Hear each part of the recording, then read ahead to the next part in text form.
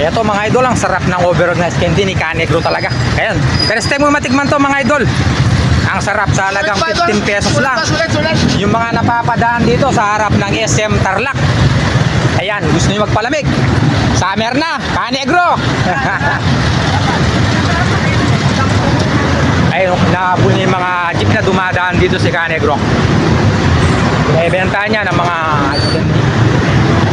Ayun, takbo pa siya, ayun.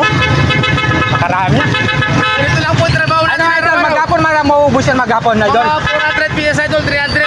Mga anong oras maubos yan? Mga 3 PM po, wala na to. Aro, bilis talaga. Talagang Medyo na sarap oras na po talaga. ngayon. Binabalik-balikan ang ice candy ni Canegro. Ito naman po, Overload Graham. Mga idol. Ayun. Ayan po, kulay niya. Kulay negro. Ayan po ni Negro, kakulay niya. Kakulay niya yung ice candy.